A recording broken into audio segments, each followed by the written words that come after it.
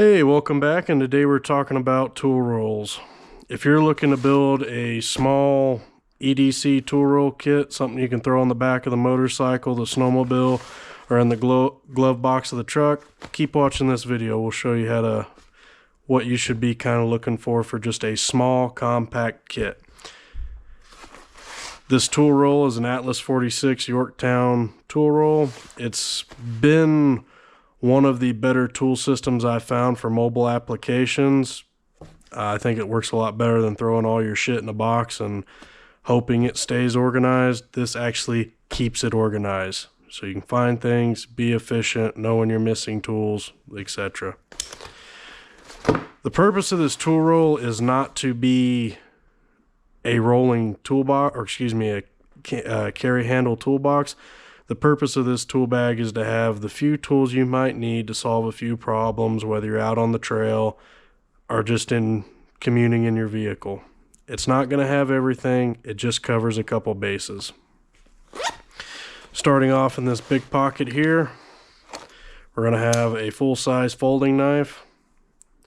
Whether you're cutting cordage, cutting seat belts, or cutting anything else, or using it as a pry bar, a full-size folding knife is definitely something to have. This is a little bit of a diagnostic piece of equipment if used properly. This is a test light. It only works on testing for power. You're going to hold it here and ground out to a piece of metal, and you could prod around and at least find if you have power, yes or no. It might get you out of a jam if you're looking at failed component versus blown fuse somewhere. See what else we got. Duct tape, because it's duct tape. This is going to be particular to one of my hobbies. This is a team clutch secondary tool, so you can spread the clutches on a snowmobile. Probably not something you're going to need, but definitely something really important for me. Little tape measure. It's just nice to be able to measure a couple things, get some information if you need parts or are assessing damage. Tape measure is something good to have. This is a lighter. I particularly use this for what's coming up next in our bag, which is going to be heat shrink butt connectors. A little low supply here right now because I just got back from a snowmobiling trip and we had a lot of breakdowns, so had to use a few of my butt connectors, but I'll replenish those shortly. And a set of AAA Duracell batteries for my flashlights, which will be coming up as well. Butt connectors, good thing to have. And that finishes off our pocket, and then we will move on to our next pocket. I do not carry any 3/8 or 1/2 inch drive tools in this bag because that is not the point of a small tool kit. A small tool kit is meant to solve small problems. So there's no tire iron here, there's no jack in here, there's no 1/2 inch tools, there's no 3/8 tools. It's 1/4 inch tools and things that would be reasonable for a small EDC kit. Just putting that disclaimer out there. Anyway, next thing in our bag is going to be a small set of bits. We have Torx, we have hex, we have Phillips, we have flat blade, we have an extension. It's not going to cover all of your bits, but again, small kit, small problems. Our next one here is how I keep sockets. I have a bit extension, a 1/4 inch extension, and a swivel. The rest in here is a complete set of 1/4 inch metric from 5.5 to 15 millimeter. I have a few deep well sockets, primarily 11 millimeter, 10 millimeter, and 8 millimeter. I also have 1/2 inch and 3/8. I have tried in the past keeping these on a rail. It doesn't work. They go everywhere. They're in the bottom of the bag. It's just not an ideal circumstance in my opinion. So they're in a bag. Cool thing about a bag is you can take out the sockets you need, zip it back up, and set it on the ground. You don't have to worry about your shit going everywhere. Next, we have our first 1/4 inch ratchet. This is a gear wrench 84 tooth flex head. It's been a really solid ratchet. Our next ratchet is our bit driver on one end and a redundant 1/4 inch backup on the other.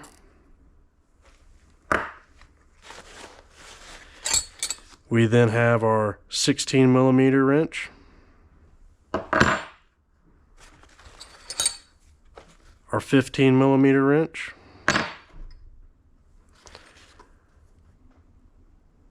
Our 1/4 inch extension. 6-inch adjustable wrench. And our 8-inch adjustable wrench.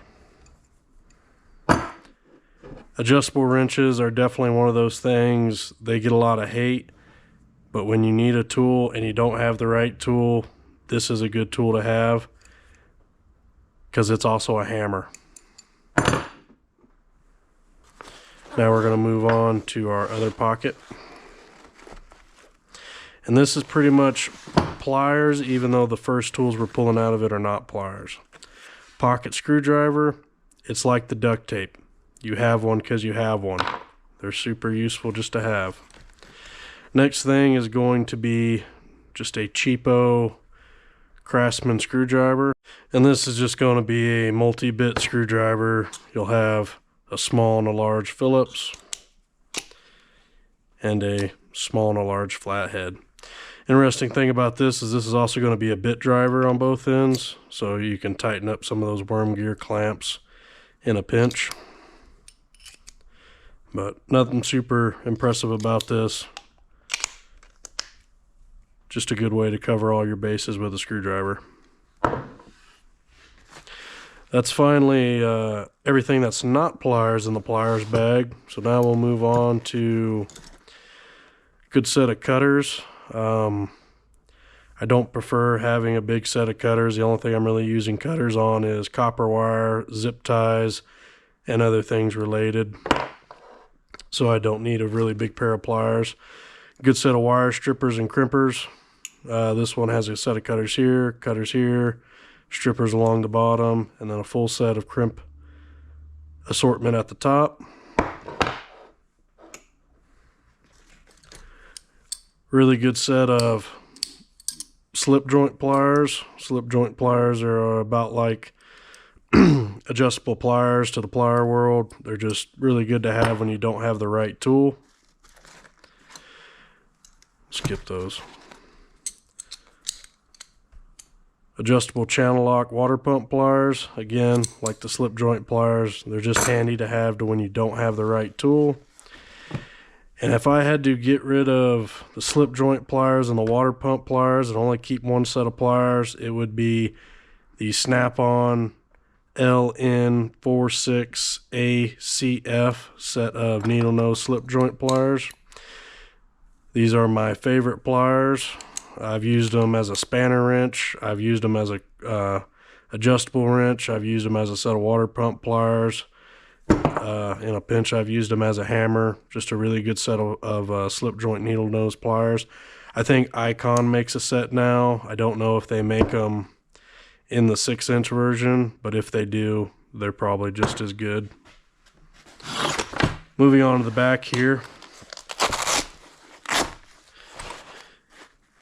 We have 2 sets of gloves, some rag action,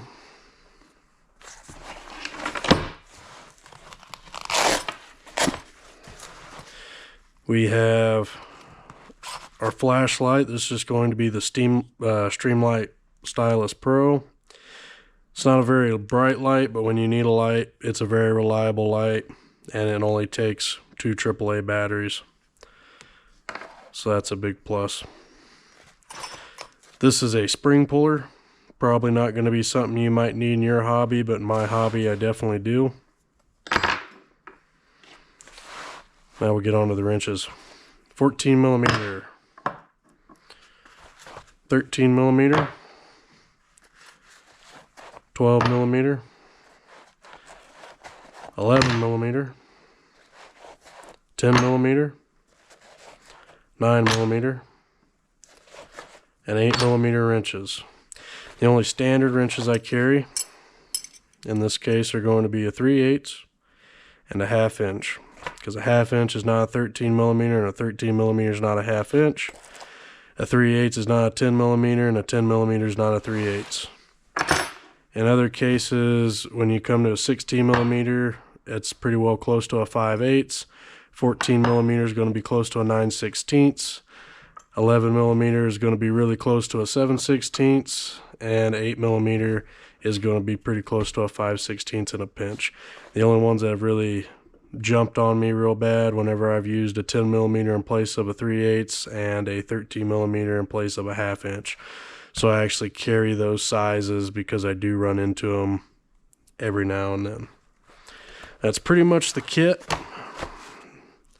For a small kind of everyday carry toolkit, this is not a bad amount of tools to carry. It's going to get you out of a lot of small jams and fix a lot of problems, whether again you're broke down out on the trail or just having issues with your commuter car. This is kind of the area of where the guidelines I think should start for a toolkit, for just a compact toolkit. I definitely would like to go into doing some other toolkits for guidelines. There's a couple things that maybe you could switch out here. Obviously, if you don't need these two related tools, you could exclude those, and you could definitely probably keep the set of slip joint needle nose, remove the other two pair of adjustable pliers, and do a set of vice grips or locking pliers in some capacity. A lot of your toolkit's going to be determined on what you need, but for the most part, I do think this is a good guideline if you're looking to get started on having a small compact toolkit. This is what I've carried. It's gotten me out of a lot of jams in the backcountry. That's pretty much all I got for this video. Thank you for watching.